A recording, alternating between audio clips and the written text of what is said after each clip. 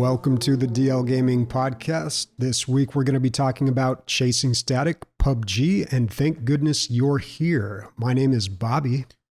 I'm Nick. I'm unemployed. Yay!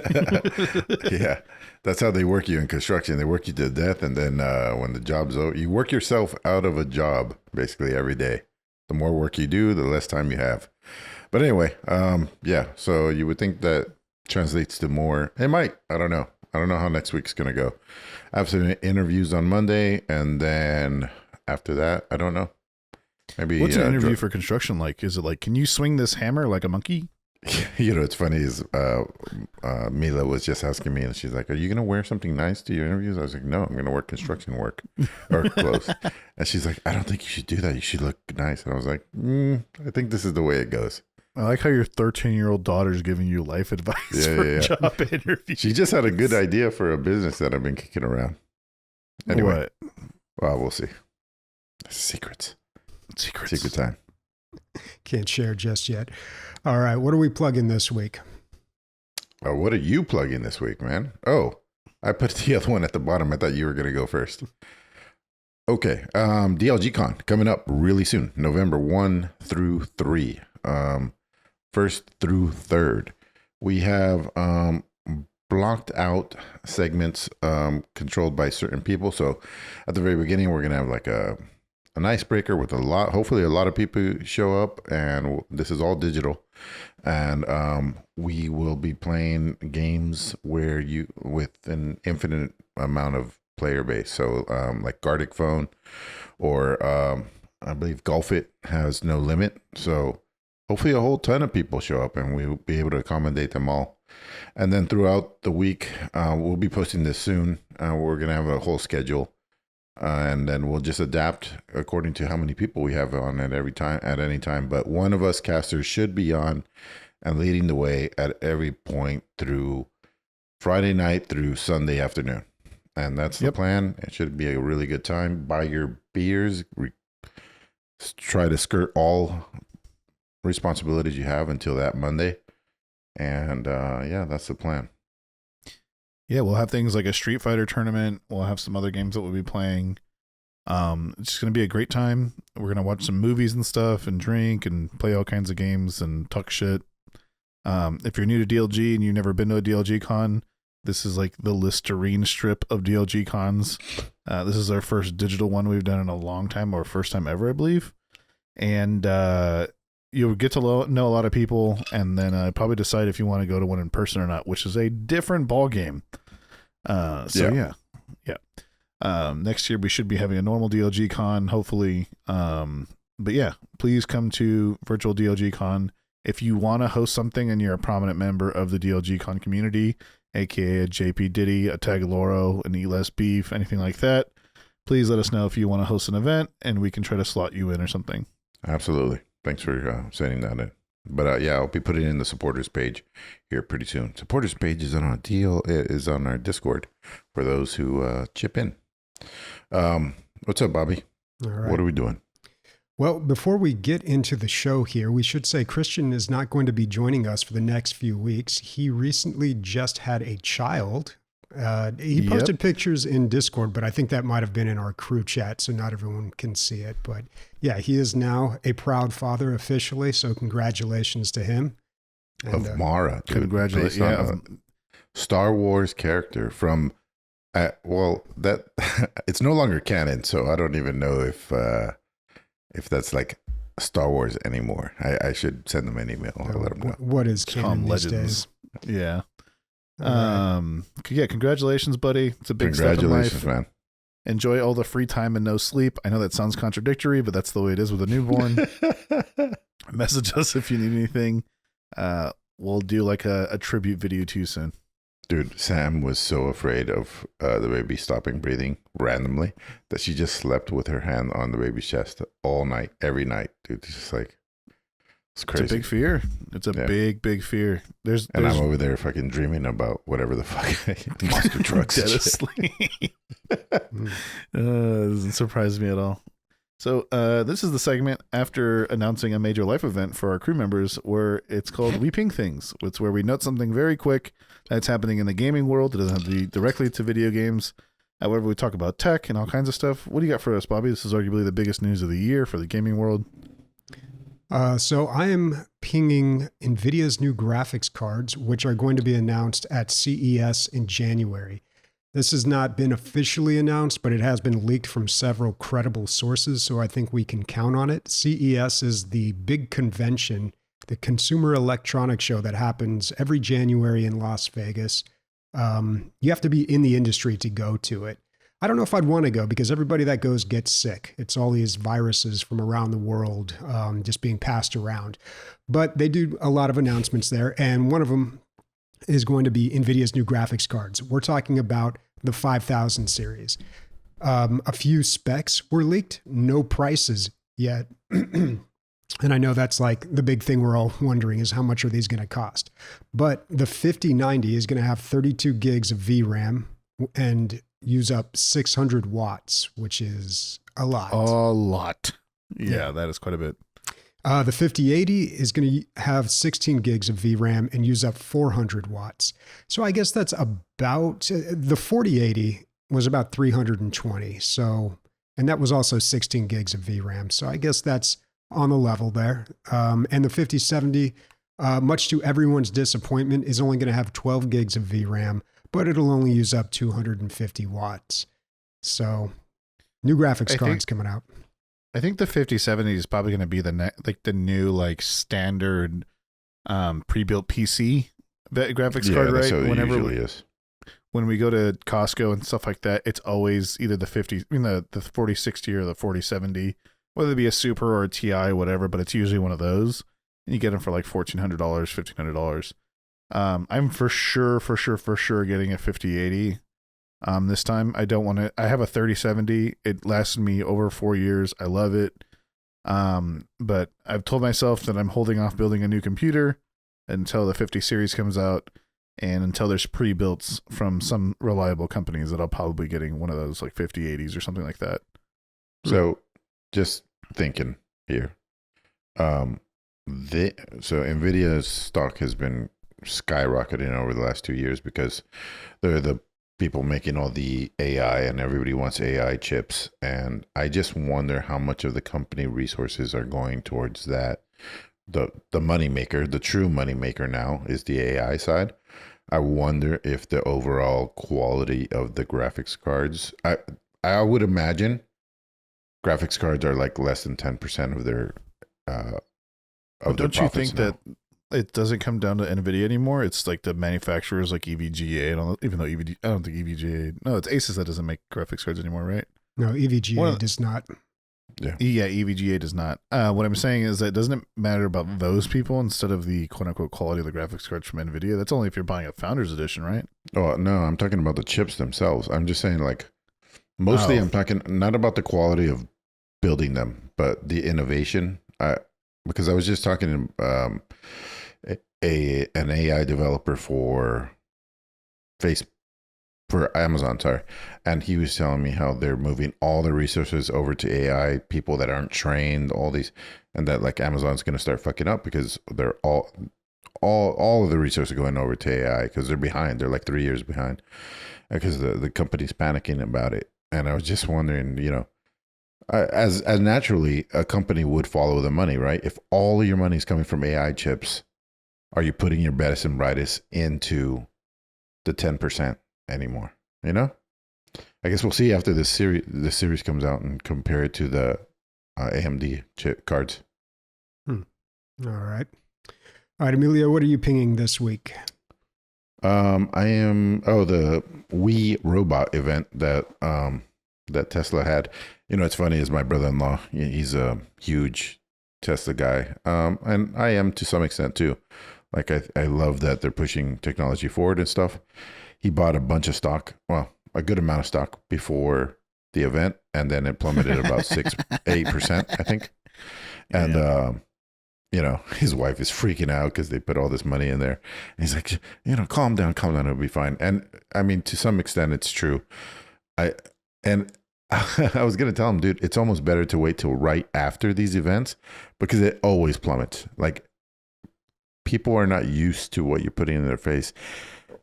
He's trying to get us to Total Recall, and it's going to be a bumpy road getting there, you know? Just like none of this stuff looks normal. It all looks super weird. And what we're talking about here is a robotaxi, which is just going to drive around, pick people up, and take them. So it's like a driverless Lyft or an Uber. I guess Waymo's been doing it for a while, but now Tesla's getting into the game.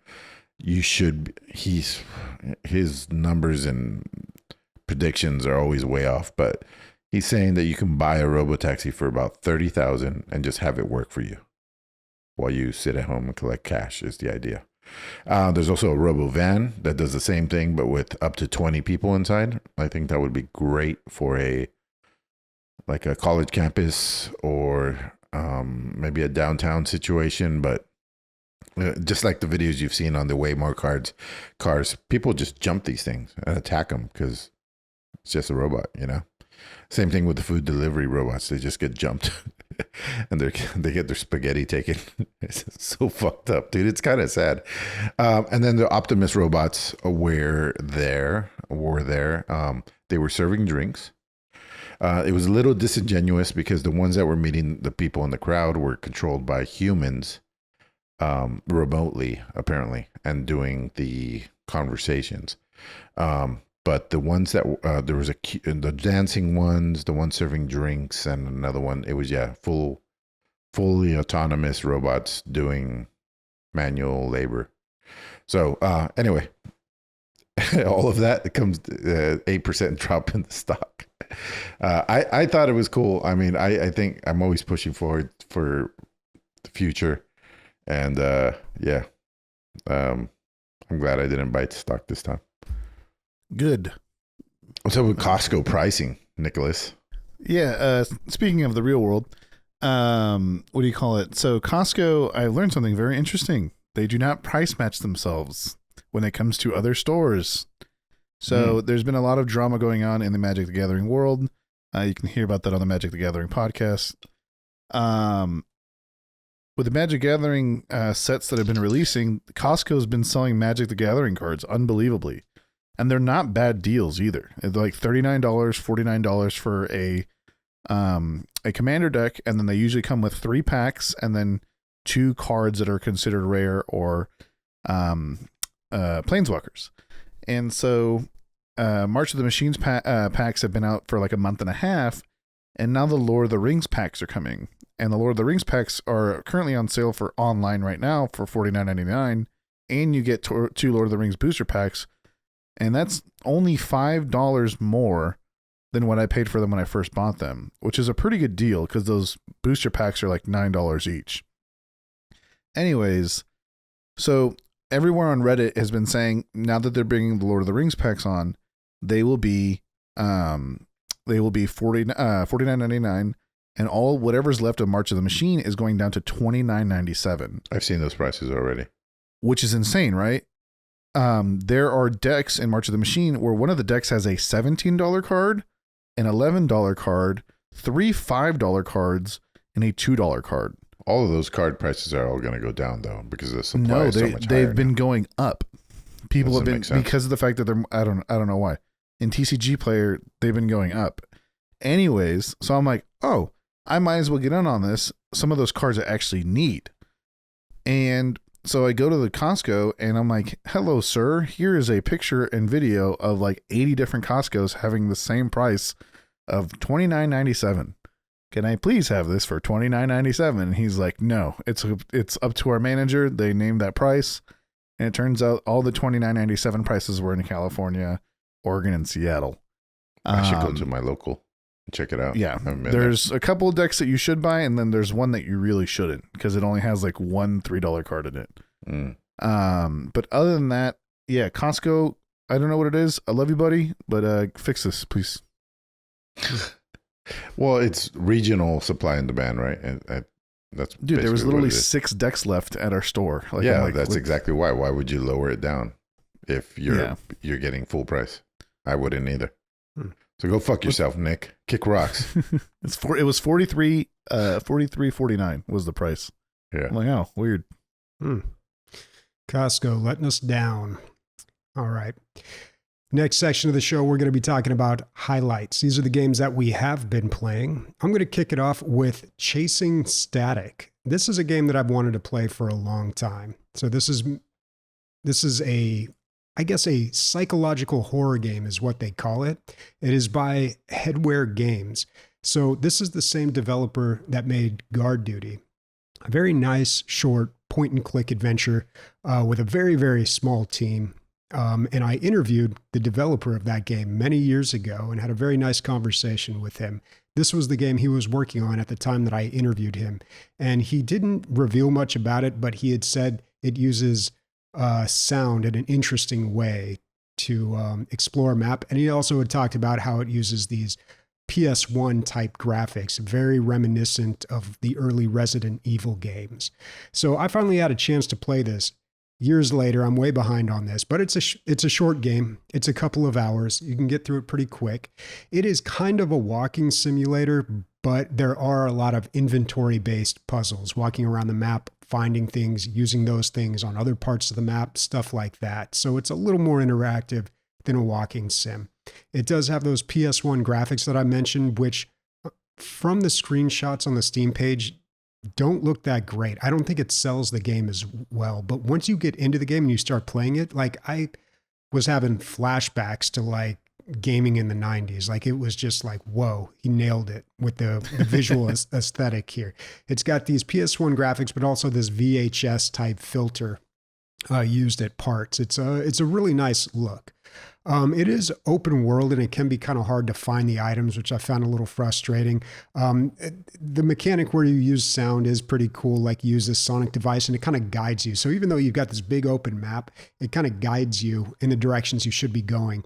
And it's very, very story driven. And you know, I'm not like big on stories, but the story is basically you're coming back from your dad's funeral in Wales and you get stuck in like this weird nightmare dream state and you have to unravel the mystery and why this is happening to you. And, you know, it reveals a bunch of things that I don't want to spoil. It's like a short story, but it is done pretty well. The ending's a little vague. I hear there's multiple endings too, but the ending, I don't know. I found it a little vague. I didn't quite get it, but it's an interesting game, and I like that they keep it nice and short and tight. And what I realized, and I'll probably be talking about this on the radar in the future, he's got another game that just came out, and it looks a lot like this one, but it looks like a little more developed, a little more work went into it. But yeah, Chasing Static, definitely recommend checking that out. You can get it for like $15. It's not a huge investment, but I enjoyed it. Dude, this game looks sick as fuck. You like it, Nick? Yeah, I love. So one thing that I've been getting into, I don't know why, like on YouTube, is watching people who up-res, up-texture, and up-filter PS1 and PS2 games. Have you guys ever seen these where they're like, yes, like this game looks like shit when you run it on an emulator and you have a 4K monitor. Here's an up-res of it to 8K and all this other stuff, and it runs at like 180 fucking FPS. And it looks good. And it's just, you know, obviously there's polygons and stuff, but there's like custom mods that people make for like these games that like fix textures and like smooth things out that I'm like, dude, I wish I could play certain games like that again. Yeah, it's a whole new experience. I mean, I've done that with a lot of games. When Sniper and I, or Christian and I, played Republic Commando, that was the first time that I thought I was just looking for a widescreen fix for that, like an ultra wide support for or support for ultra wide monitors. And then I ended up stumbling upon this like entire remaster with upgraded texture packs and like all these other things. Like they improved the HUD, and it's like a remake almost, or a remaster, but like a fan made one. And they did a really good job of just like keeping the original spirit of the game intact, but making it playable and look really good on new systems. Hey, Bobby, so you said two things that I have here as well. So this game, thank goodness you're here, is also short. I finished it in about 2.7 hours according to Steam. And the ending, I want to talk about the ending. So I've talked about this before. It's you play a little guy in a cartoon land smacking things, and it's fucking really funny, really really funny. There's kind of like a half smirk the whole time you're playing because you know the next funny thing's right around the corner. So my question is, because at the end was an incredible song. That was the end of the game. That was the ending, and it's interactive and it plays so well to what you've just been doing. And it's the whole game in one song, basically. Just like, here's what we were about, here's what you were doing, and just keep doing it for the length of the song, kind of. And I thought it was so funny. It was so well crafted. And then I was thinking, what's the other funny game? Is like Portal was pretty funny, and it ended with a song. I was just wondering, like, for a comedy game, do you guys think a song is an appropriate and or perfect ending for a game that's, you know, a comedic game? I don't know what it was, but when I played Portal 2 and I finished the game and it ends with the song, like, it actually like made me cry. Wow. And I don't know if it was like the sense like, hey, I beat the game, all that stuff. Like, it wasn't very that, you know, super mega hard of a game compared to other ones that I've played. But I think what it was is that, like, it was a funny way to end a stressful situation. And my brain just kind of cracked for a second. I'm like, this is just a good ass game. Yeah. And what sucks is like that moment where you feel like, I will never have the feeling of playing this game again for the first time. Kind of, like, it kind of hits you a little bit. And that, I think that's what kind of fucked me up. But yeah, I think a song is a good way to end a game, especially if it's like a funny one, right? Yeah, I mean, there's so many directions you could go, and there's so many times that the players are upset about this ending, that it wasn't this or that or whatever. And it's just like a song, well crafted, on point, at the right time, can be just as good as a bunch of words or of 100%. Yeah. And like in the movie world, and this is like a very poignant thing, but this is like a thing that a lot of people have seen and a lot of people can relate to, is when you watch Marvel Endgame and when Captain America is like strapping up his shield, and they start playing the music, like the intro music for all the other superheroes, you're like, oh my God. And they're not saying anything, they're just teleporting in and they're playing the music. Yeah. You're like, holy shit, like the music can do a lot. Dude, music can play such a big role in so many forms of media. Some people don't like music, some people don't have hearts, some people, you know, are bound for hell, but we don't know. Those people usually are all in the same category. We don't know. But music, I feel like, can play such a big role. When you play Doom and you're hearing that fucking heavy ass Mick Gordon music, and you're just like, you don't want to stop playing even though it's 4 a.m. You're like, I'm just killing demons all night, motherfucker. Yeah. It's music can just do so much. So yeah. Didn't Octodad end with a song too? I don't remember, dude. Did it? So long. I don't even remember finishing it, but it was super short, right? Yeah, maybe it began with a song, but I thought it was at the end. Where's Octodad 2, by the way? Yeah, that's a good question. I don't know. How are they gonna revolutionize Octodad? You know, is it gonna be VR and everybody controls different tentacles, or are you gonna need 8 remotes? Puppy. I don't know if they're making fumble core games anymore. I think we've all moved on. That's true. Yeah. Who knows? It might be the thing that we're missing nowadays. Nick, tell us about a game that we all know about, please. Yeah, this isn't really like, hey, this is a highlight of a new game or whatever. I just want to talk about this because I played PUBG for the first time in months. And I will say the game has improved a lot since the last time I played. When me and my friend were playing pretty hardcore just to see how the game was, to kind of review it, since its last major update, every game we ran into like at least 15 to 20 bots. And in one game, I had 18 kills, and we counted them on video, and it being 12 of those kills were bots. I'm glad to say that most of those bots are gone. During this whole time when we were playing with a team of 4. We had a buddy who logged on a Saturday, and they don't really log on Saturdays. and he wanted to play a PvP game, and we haven't played a PvP game in a while, so we decided to play some PUBG. And yeah, it was just a good time. It feels like the game is still balanced. It doesn't feel like that there's that many hackers. The hidden elo is a pretty good system in my opinion. So there's like a hidden elo in free play matches, not ranked. And I don't know. I feel like when we lost firefights, we lost them. We didn't lose to like hacking. We didn't lose to like crazy good players. We just like got outplayed.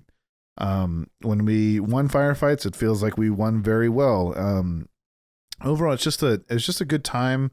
If you see PUBG on sale, don't put it past because it's so old. People still play Fortnite and shit like that. I think PUBG is a really good like jump in and play game. If you still have it installed, so go check it out. Oh yeah, and we also won a game, which we did quite a bit, but not in fours.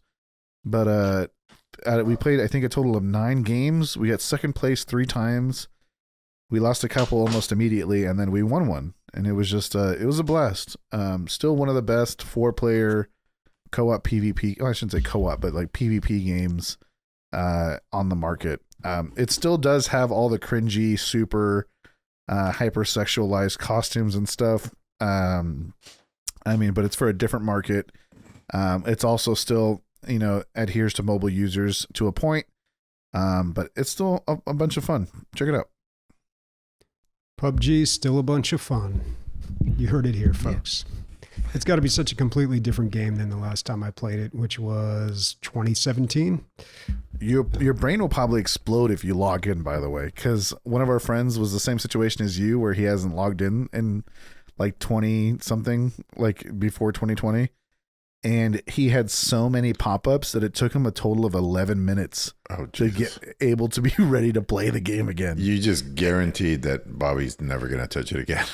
Yeah, but the thing is, he got a bunch of shit, like, and then he ended up selling it for like $25. So I was like, oh, okay. like Steam Marketplace stuff, because they like compensate you for all the money that you've already spent and like a bunch of other things.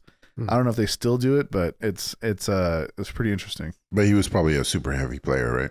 Yeah, very heavy player. The dude used to play at least 5 hours, 6 hours a day, every day. He was super hardcore in PUBG. Yeah, that's not the typical outcome of trying it out again. All right. On to the next part of the show here on the radar. Games that have caught our attention, whether old or new. And I'm going to start it off with Terrifier, the ARTcade game. So this game, I don't know. It looks like a generic 2D brawler beat 'em up, but as you can tell from the title, it is based off the Terrifier movies, Art being Art the Clown, the primary villain in those movies. Are you guys familiar with these movies? Okay. I just know the memes that people have been making with the clown. I think it's funny as shit. I've never actually seen the movies. Tell me about them, Bobby. Oh boy, I will. You asked for it. Bobby, did you put this on here just so you could talk about movies? I paid attention to this game because it is based off the movie. Right. I'm telling you, if you look at this game, let me put it up on the screen here. I forgot I have to do that now while Christian's gone. But if you look at the game, it looks like a pretty generic 2D brawler beat 'em up. There is up to 4-player co-op and a PvP mode. Not sure how that works. And it says it also has boss fights. And the idea is that you are fighting through movie stages, like sound stages that are set up for this movie, but you're actually killing people. So I don't know. The game might be all right, I'm sure, but yeah, the only reason I'm really looking at this is because of the movie franchise, which the first Terrifier movie came out many years ago, back in 2016, and this movie was made by this guy Damien Leone, who is he does a lot of gore effects for horror movies, and that was like his first movie that he made on his own. So of course it's got a lot of gore. The first one, not a whole lot to write home about. Pretty standard as far as horror movies like slashers go. But then the second one that came out in 2022 just kind of blew everyone away. It was just like, first of all, it was over the top gore, just like total splatterhouse and just ridiculous. and of course that's a lot of fun, but then it also had this weird, like, I don't know, supernatural story, and like it was really ambitious. And the second one was great. I actually just saw the third one today. I actually paid full price for a movie. I haven't done that in forever. Holy hell. To see that. Wow. Was it worth it? Oh, wait, like you went to them? I don't understand. You digitally paid for a movie full price? No, I went to, I actually went to the box office because I didn't want to pay the convenience fee. So I went to the box office and bought a ticket at the box office. But no, typically, like, I only go to the movies if I've got some like credit or gift cards. People always give me movie passes because they know I love movies. So I've always got some gift cards or whatever, or some like AMC credit, or I get discounts at the local landmark. I don't pay full price for the movies, dude. I'm doing those $5 Tuesdays, man. Gotcha. I'm on the budget. But I thought you were on the AMC, like, the monthly thing. The membership where you get one I did free it, but it was movie. too much. Yeah, because I was like, I'm going to get my 3 movies a week out of this thing. So it was too difficult to keep that. Yeah, up. there's not enough movies. I don't think, right? My girlfriend does that, but For you. No, So not that for you'll me. hang It's out on with her account. I can't use it, but. Like when we go to the movies, like we basically pay half price at AMC. But yeah, no, I've actually got a subscription to the local landmark, which is like more of an independent theater. They're not playing Terrifier 3 over there. They're a little more art house, a little classier than that.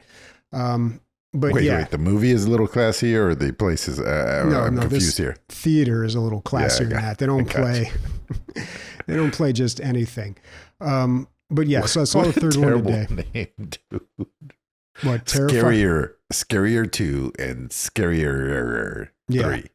Yeah, it's it really doesn't sell the movie that well. It sounds very generic, but I don't know. That's part of the whole fun of this, is that it's like, they don't really make slasher movies anymore, but this one is like total slasher movie. But I'm telling you, it's like over the top. I think the French even like banned it in some, the French banned it, Marquis de Sade, harboring Roman Polanski, whatever, but Terrifier 3, no, that's where they draw the line, apparently. But people were like walking out, throwing up in theaters. It's one of those movies, man. So of course I had to go see it. This does look gorier than most beat 'em ups. I would say that for sure. Yeah, it's a lot of blood. How was the third one compared to the second one? Not as good. Yeah. No. Yeah. I don't know. The second one, I was like, man, I thought they were going to keep going with like just that crazy path they were on, but it kind of went back to the first one where it was Christmas themed. It had, Tom Savini cameo, Clint Howard cameo. That was cool. But yeah, it just wasn't as good as the second one. Was it worth the price of admission? Yeah, I'm still happy I did. I love to see movies in the theater, man. Like, it was full of a bunch of like, it's the best.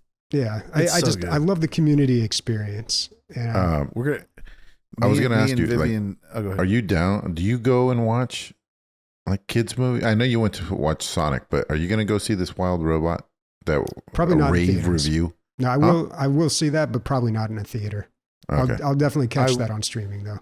I will say that the visuals of the movie A Wild Robot, like, cause there's like a forest fire, there's all these other things, like there's spaceships and all this other stuff. Like, it really hits in the theater. Like I'm really glad I saw it in theaters. I would still probably like it in house, but it was really good in the theater. Yeah, that's all I have to say about that. Yeah.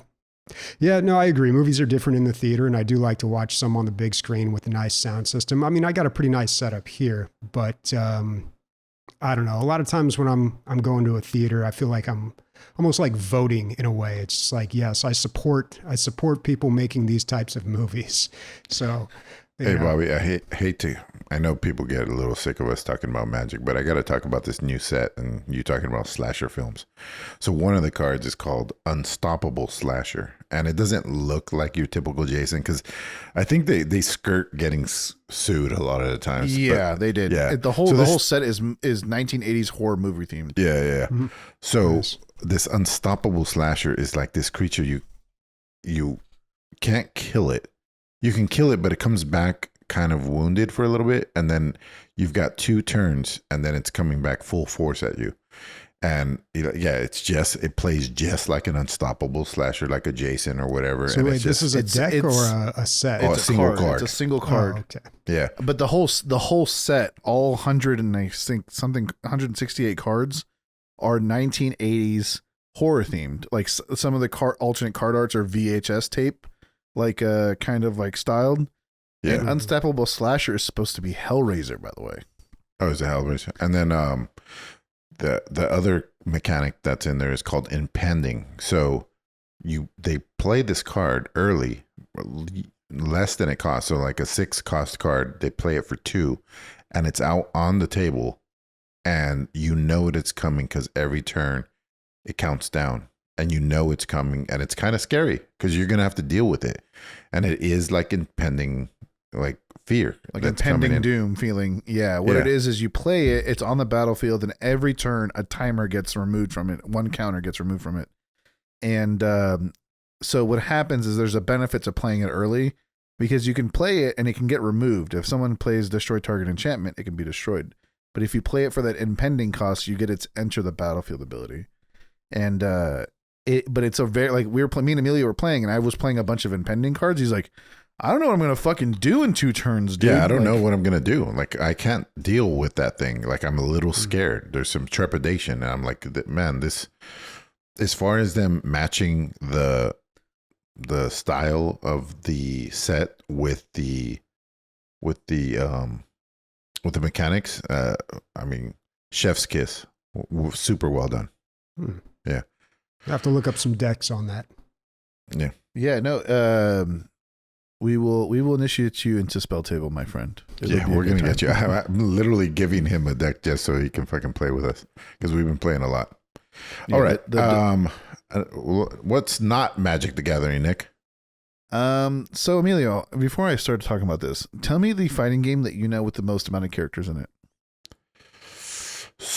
Marvel vs. Capcom 3 had 54 characters, I believe.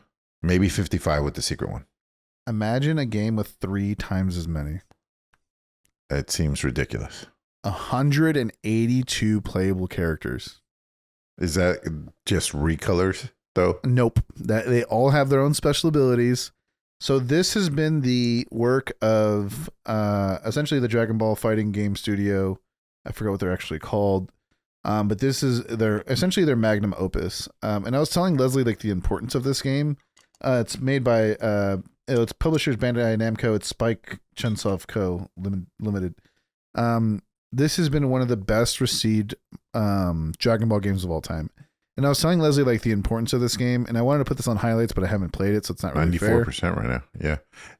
Nick, is this the same company that made the last one that was really popular? No, completely different company. Okay. So when I was younger, there was a game. It was called Dragon Ball Budokai. And what it was is every fighting game that we really liked besides Soul Calibur was 2D. And Dragon Ball featured a lot of Dragon Ball characters, not all of them, but Dragon Ball's been around since 1984. And so it has a lot of characters in the show. A lot of them they all fight essentially. But you could play, I think it was like 40 characters back then, which was huge. It was a big deal. And the other thing is that because it was a 3-dimensional fighter and you could fly, the way that you played the game was very different. There was a lot of dodges. There was a lot of like trickery. There was moments where you could power up while you were far away from somebody if they knocked you far away. There's a lot of gameplay that involves like, hey, maybe I shouldn't use my strongest move because that'll push him back really far, and then he can power up and he can deal 3 times as much damage. All this stuff was out when I was like 10, and we fucking loved it. Me and all my Mexican ass cousins and my Mexican ass self, we love Dragon Ball. Dragon Ball, they have parades in Mexico for Dragon Ball Z. I don't think you understand. Yeah, it's like big. How popular it is down there. They have literal parades just for a TV show from Japan. And Goku is seen almost equivalent to Jesus out there. Like, it is insane. So what is the big deal about this game? The series, the original game, did the same thing, but once again, it was out at a time where not the Dragon Ball series wasn't as big as it is now as far as storyline goes. It featured the start of Goku when he's a child, all the way to the current ending at the time. This game does the same thing. You play as Kid Goku, and then you go all the way to the end of Dragon Ball Super. Now, there has been like 18 seasons of Dragon Ball Z. So the amount of characters that are able to be played is insane. And they're all unique. The way you unlock characters is kind of like through a currency system, where like you do battles, and the way the story is you choose a character and then you play the episodes that they're in. That's pretty sick. You play the fights and episodes that they're in. So if you play Goku, for like you're a super fan. This is like fan service. Dude, ultimate fan service. I want to buy this game and I want to play it. I don't know if I should play it on PS4 so Vivian can watch, because she loves Dragon Ball as well. She loves Goku, all this other stuff. I don't know if I should play it on PC. I'm eventually going to get it. There's like no rush for this, but the amount of memes and the amount of things that have been part of this game is all over the place. There is like a new, how do I say this? Like, man maker boss, as they call it. Some people call it, where it's like the boss that kind of really challenges people. It's the skill test for everybody. And for those who've seen Dragon Ball, it's the fight where Goku is fighting Vegeta when he's in great ape form. And people are playing this and they're fighting him and they are getting destroyed, because there's a lot of people that play Elden Ring, Dark Souls. They only play games on the hardest difficulty and they are getting destroyed in this game. And I just wanted to put this out. It's out now. It is a $69 game, but if you are a Dragon Ball fan and you haven't heard of this yet and you've been living under a rock, check it out. You can switch the difficulty. You still earn the same rewards for difficulty. It doesn't matter. It really is like the roundup of a game. They don't make these all the time. The last time they made one of these, I believe, was in like 2012 or 2013. So it's been a long ass time since we've had what is called, they call them Budokai games, which is kind of the game style where it's third person and it's free movement and stuff like that. Seems like it makes me want to be a Dragon Ball Z super fan, you know? Well, now that you're unemployed, you should watch it all the way since the beginning. Me and Leslie, it was one of the first things that me and Leslie ever watched together. She's like, "Can you show me a show that was like really important in your life?" I go, "There's over 500 episodes." And she goes, "Excuse me?" And I go, "Yeah, do you want to watch it?" And she's like, "Sure." And she watched the whole fucking thing. God damn, dude. That lady loves you, man. She puts up a lot of shit. I don't think she asked. I think you were like, "Hey, do you want to see a show that was really important to me?" I think that's how it went down. No, I don't share stuff like that. She usually asks. But we watched it and she's like, and once again, she, when you watch it, it's like a time capsule. Like back in that time when that game first released, or when that show first released, there was a lot of sexual content, even involving minors. You're like, dude, this character's 15 and there's an old dude who's 105 years old chasing her around.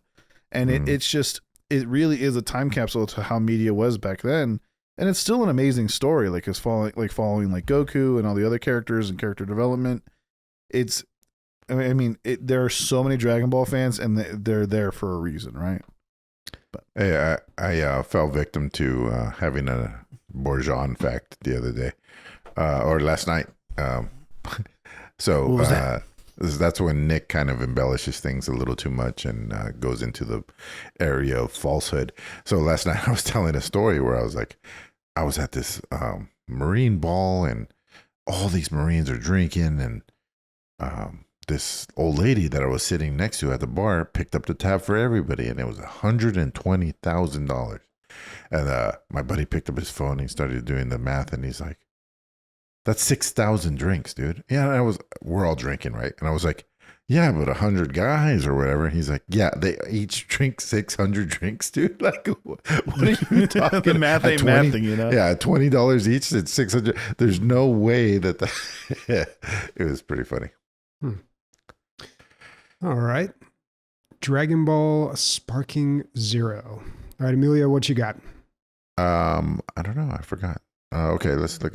So thanks to Burn Division, I found out about Karate Survivor, which has a free demo, and I've actually played this for, I don't know, 10 minutes. It was a little tough because it's all in Chinese. So luckily, I've played enough roguelikes that I knew the I don't know, the etiquette, I guess. And I was able to get to the game. It says it's in English, dude. It's not the demo I downloaded, and there's not multiple options. Demo. Yeah.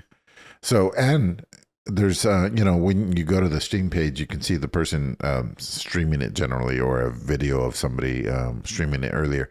And their version was in English. I think they just fucked up and put the wrong version for the demo. Anyway, so it's a, vampire survivors like, but you're kind of like a Jackie Chan type guy. You're kind of dressed like a janitor. So I think there was a movie where he was dressed kind of like some sort of workman or whatever. Anyway. Yeah, there's a lot of those. Yeah. So this one's interesting, man. It's not like constant attacks coming out of you. Usually you have projectiles.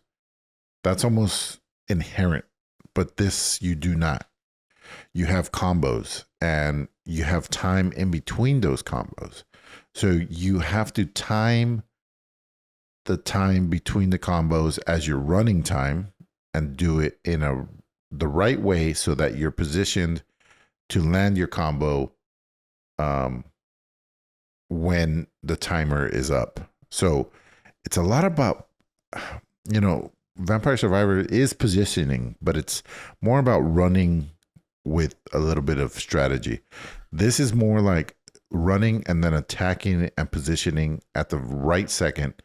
So there's a lot more strategy that goes into it. And then you're also, as you're getting, there's no items. You're just adding things to your combo. So it's like left punch, right kick, and then whatever you can. It's hard. It's all in Chinese, so it's really hard because there's red and blue abilities. I don't know what the difference is. I was trying to build a build. I was having a hard time even. Is it communism versus democracy or something? Yeah, I don't even know what button to push to secure it. I did it 4 times and I still don't know exactly how to do it. But the premise is pretty cool. You have a bunch of thugs coming at you. You're in a grocery store. There's a mop on the floor. You pick up the mop. You swirl that thing around. That's now your attack button. Not attack button, but your attack. You're using the environment like a stack of cans. You can knock that over and make them fall over. You can pick up, just random stuff that's on the ground. You can kick a soccer ball. That'll kill one guy as you're walking. And none of that stuff has to be timed. So it's in your best interest to just keep finding these things and walking around. They drop cash, and the cash makes XP drops, and then you can up your critical hit chance, or typical stuff. But I thought it was so interesting that you're building this combo, and the combo itself, the rhythm of the combo can be modified. It could be 3-3-1, or it could be 1-2-1-2, or it could be but I don't know how to do any of that.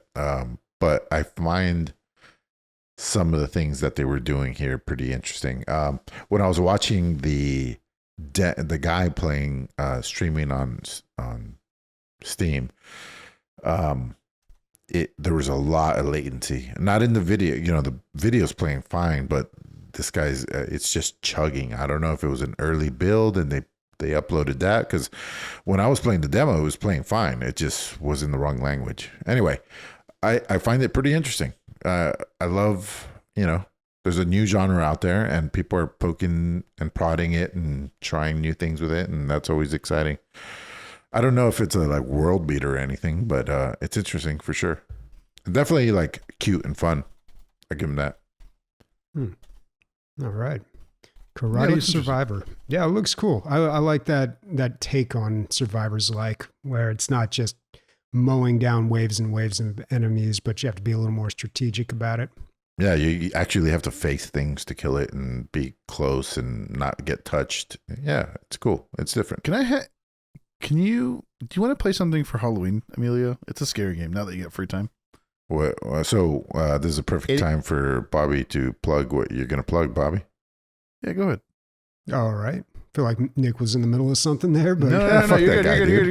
You have your tier 1 casters, and you have your I don't know, 7 or Z trash. Wow. Okay, so our Halloween episode, we are all going to be out of town or unavailable at the end of this month. So we are not going to be able to record it live. We're going to record it earlier, But we want to do a special Halloween episode where we talk about scary games, and we want to hear from our listeners too. So you can go to our Discord, go to dlgaming.net to get to our Discord, and you can tell us what your favorite scary game is. Or if you have any horror-themed, Halloween-themed, scary-themed questions you want to ask for the Halloween episode, you can put that there. It's under listener questions, under the spooky suggestions thread. So we would love to hear from our listeners. And you've got 1 week to do it. Yep. Hurry it up, guys.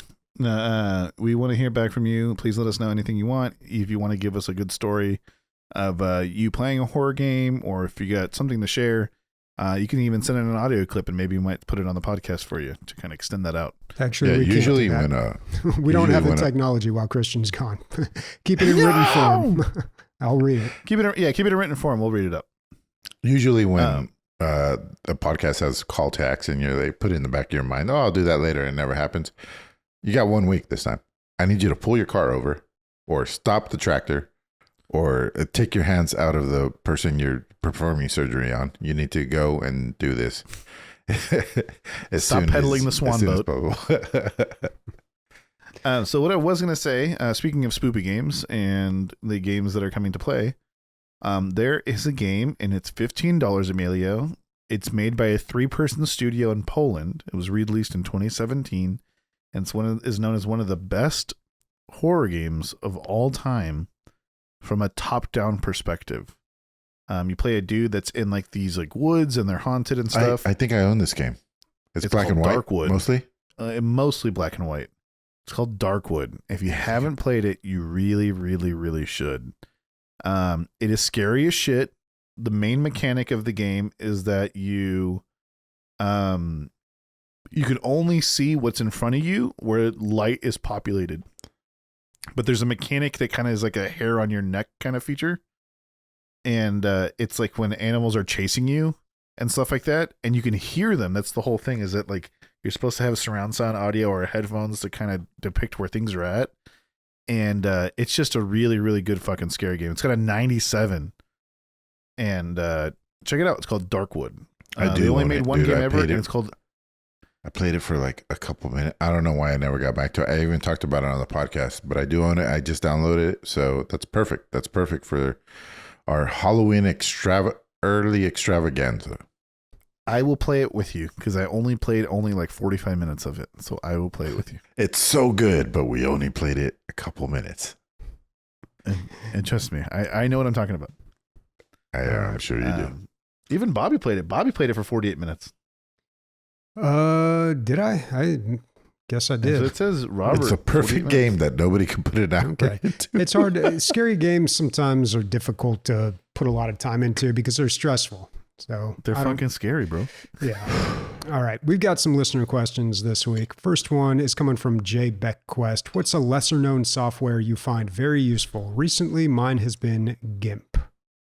If you don't know what GIMP is, GIMP is the GNU image manipulation program. It has been around forever. It's basically an open source version of Photoshop. And yeah, I used to use that back in the 90s.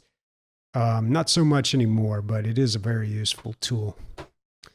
It's great. For mine, I'm just going to say it super quick. Just DaVinci Resolve. It's essentially the same thing as GIMP, but a video editor. So yeah.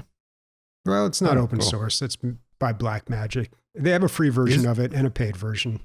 What I don't like about DaVinci Resolve is their free version has like transitions and titles and things that are in the paid version, but they put it in the free version. So when you try to use it, it says, oh, you can't use this. I'm like, well, why is it there then? I didn't know that at all. They got to make money somehow, Bobby. Yeah, I think Blackmagic is doing fine. They sell lots of high-end video equipment. But yeah, that is a very popular nonlinear editor that a lot more people are starting to use. And it's really hard to find. If you have a Mac, then you can just get iMovie. But other than Windows Movie Maker, which I don't even know if that's a thing anymore, it's been pretty tough to find a free video editor on a Windows computer. Do you think we can get somehow copies of Premiere Pro for everybody? Because I need to start editing videos for our mobile presence, and Premiere Pro apparently is way easier to edit vertical videos and shit like that and insert stuff. So I definitely gotta check that out. Yeah, I don't know. It's expensive. I It's get a it. subscription, It's isn't it? $22 a month or $23 a month. Yeah, I pay. Well, I don't pay for it, but my work pays $5 a year for my subscription. Can I work for you? All right, Emilio, what's your app? I can't find it. I had an idea. Oh, right here. It's called. So I'm new to Apple, so maybe everybody knows about this because it comes installed already. But the Shortcuts app, I find it really cool. Basically, you can add functionality to your phone by kind of very simply programming little programs. So, I wasn't used to this because on your photos on an iOS, you can just hold down a person and it'll just turn that person into a sticker. And then that sticker you can put in, you can do whatever you want. You can put it into a text or whatever. And so you'll have that little thing. And I was like, well, for sure you can take that sticker and put it on top of another picture and superimpose it. But no, it's not in the functionality of the phone. So then I was like, oh, I wonder if I could use this Shortcuts app to make that happen. So after a lot of head scratching research and whatever, I got my phone to do what I wanted it to do. And I made one funny meme. I haven't used it since, but I thought it was really cool that you can add functionality to the phone, basic functionality, you know, but like, why wouldn't it be in there already? You can create a series of events or actions and if string this, them then together. that. Yeah, things like that. That's actually one way you can get like Google Home products to work on an Apple device. So in Siri, you can make it so you can talk to Siri, and then Siri will give the instructions for your Google Home devices. Yeah. Anyway, I thought it was pretty cool. All right. Cool.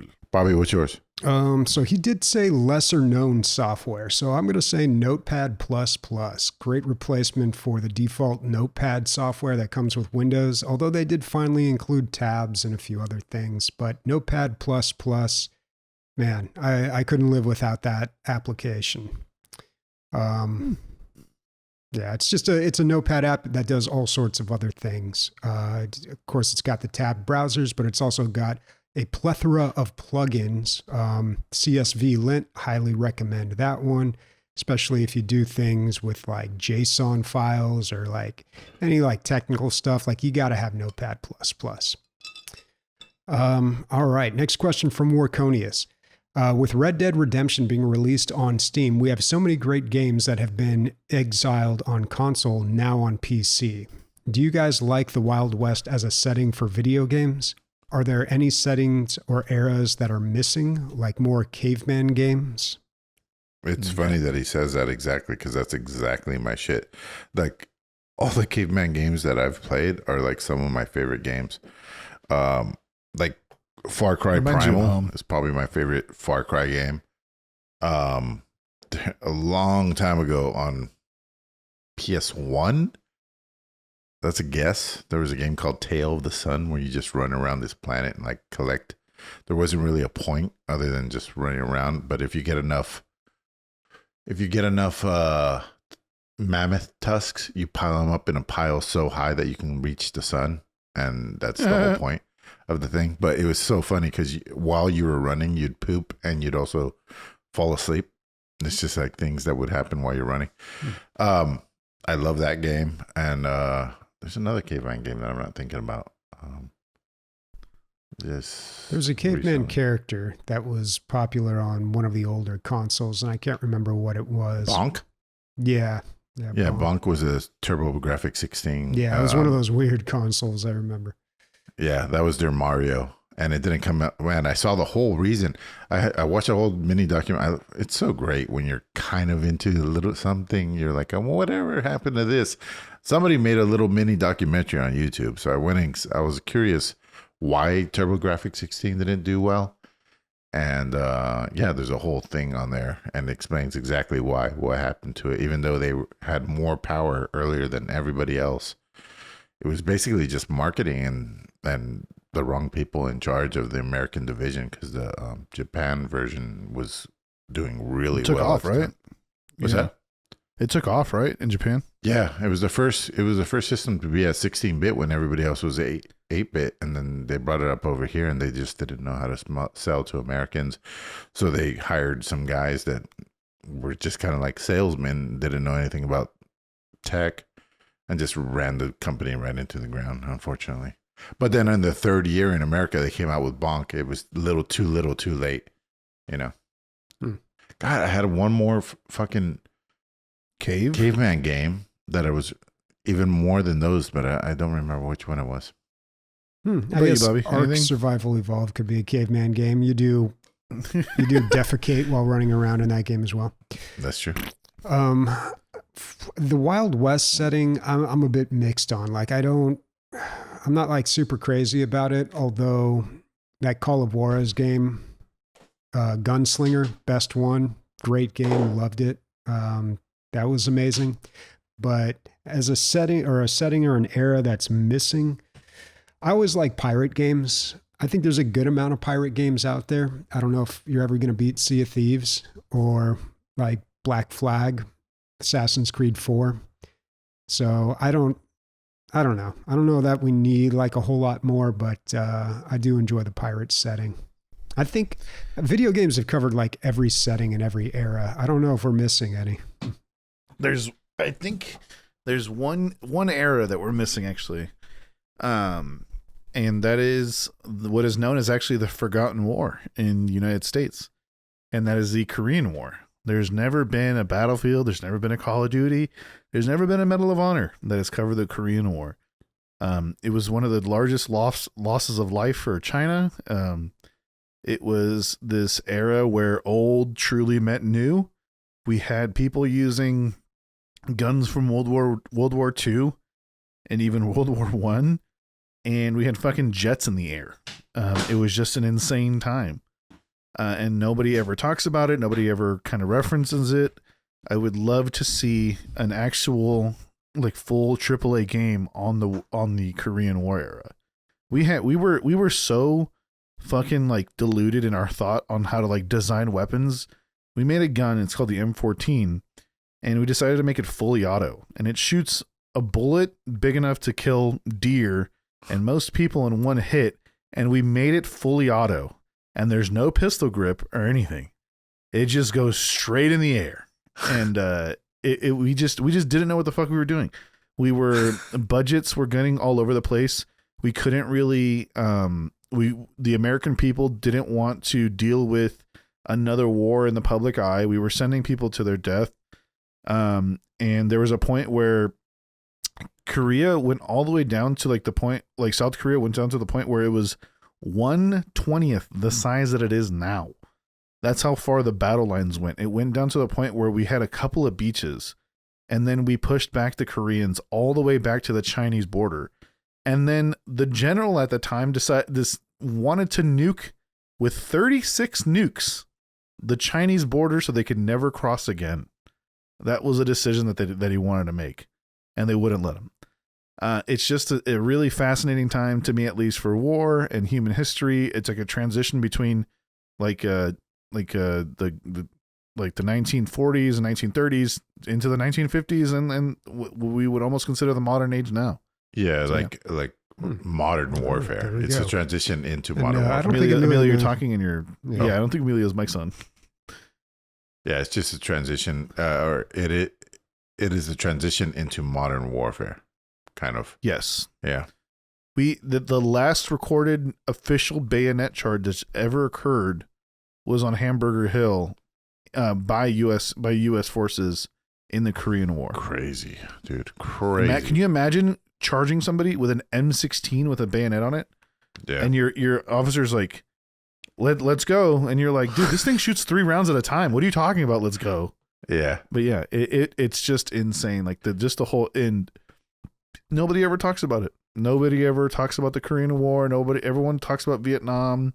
Everybody talks about World War II, Gulf Most people War. don't even know. Well, one of the most successful TV shows of all time is MASH, and most people don't know that it's set in the Korean War. You know, it was that part. That wasn't the important part of that show. The important part was, you know, the characters and what they were doing and stuff. I do have a happy side from the Korean War. Have you guys had Korean fried chicken? Yes, I do. Yes, God damn, it's the best chicken I've ever had in my life. I've had it several times. Do you know where they learned it from? Yeah, I know. That's why I'm bringing it up. Poor black people that were forced to go to the war. Yeah. African American U.S. troops that were stationed over there showed them how to do it, and they fucking ran with that shit. And their shit's better than anything I've ever had It's like over glass, dude. It's so good. Every time that John comes over here, he buys Korean every single time because he can't get it in Iowa, and it is amazing. It is the best chicken I've ever had. Yeah. All right. Final question from Zap. What's your go-to mindless chill game? War Thunder. You can just really just drive around and blow shit up. It's like the game that I'll play like if I have nothing better else to play, and then just waiting for Leslie to do something or waiting for something. I'll play that. You just jump in, jump out? Yeah, all the time. Like most average round time is 11 minutes. Interesting. For me, it's definitely Nova Drift. I've talked about this game a bunch of times. It's really well reviewed and stuff. It's asteroids for the modern day, roguelike mechanics. The thing is like I play on the very, very hardest difficulty, and I don't know, out of 5 tries, I might get going once. You know, it's very hard because it's random what they're going to throw at you at the very beginning and what you're going to get at the very beginning. So, I'll just keep trying until I get that one run where I at least get some legs under me. And then, I don't know, it's just kind of mindless. And it also gets the juices flowing, gets my hands loose. It's kind of like my Mouge Bouge or my sip of something before I start really drinking, you know, like it just gets the juices flowing. This is in sort of the same vein. I just want to mention this really quickly. You should check out Isaac puzzles. It's people doing Isaac rooms that are puzzles. What is it? Turn based or what is it? No, it's just videos of people who set up custom rooms and they have to figure out how to get out of the rooms. Oh, that is pretty cool. Are they? Is it? Sorry. What do you call it? Is it a mod for Isaac through Steam? No. It's just people that post up shit onto Reddit. They're like, "Can you figure out how to exit this room in less than 30 seconds?" And you're like, That's interesting. Yeah. Dude, Sam's been playing on her Switch a lot of Isaac. Because she's just started from scratch, and I'm watching her, and I'm like, I do really believe that it's a little easier on Switch. I think it is. It really is. Yeah, it's a little slower. It's a little slower. I think the drops are a little better. Well, they're better in the beginning because you don't have the shitty things unlocked. That's true too. She's at the beginning. Anyway. So what's your chill game, Bobby? Right now it's Deep Rock Galactic Survivor. And I think for a chill game, it not only has to be something that you can be a little mindless, but also short. So you can do it you can pick it up, put it down very quickly. And you can definitely do that with Deep Rock Galactic Survivor if you do those quick missions. Bobby, at some point I want to talk to you about like how far you are on that game and how many hours we've put in, because when you talk about your strategy, it's not my strategy. I wonder if whose is more effective, you know? Yeah. I don't always it seems like mining is your your priority. And then I will totally take advantage of those kill tunnels that you're talking about. You know, if you can get a kill, just keep mowing them down. I think that's kind of the way to go. Depends on what class you're playing too, and what mode you're playing in as well. Totally. All right. So that is an episode. What is everybody playing next week? Hopefully, Dragon Ball Sparking Zero. But I don't know. We got a bunch of people to buy Christmas gifts for this year, and we're not trying to like break the bank with it. We're not going back home for Christmas either, so it's interesting. So we're doing our we're doing our Halloween episode next weekend, correct? Yes. So I'm gonna have to be playing Darkwood, I guess. Oh fuck! I'm playing Darkwood too then. We can't all play Darkwood, dude. Sure we can. Dude, no, I saw this guy. I don't know if it kind of went viral, but this guy is playing this like new golfing game where every time you look away, every time you look at the ball or not at the monster's coming towards you. Chasing you? Yeah. Yeah. And so of course, you have to look at the ball to hit the ball. And so it's this like dichotomy between like looking at the I mean, really, you don't ever have to look at the monster, but it's human nature that you got to keep checking on that thing. And yeah, I thought it was a really cool idea. Your take on a golf game. All right. I may be checking out Doom Eternal. Never played it this week, or never played it at all. Might be checking it out this week. We'll see. All right, folks. I guess that's an episode. Yeah, speaking for Nick, Bobby, and Luna, who's right here standing next to me, and myself, let's go with the old school. It's been a long time since we had some PUBG titties around here. Bye, everybody.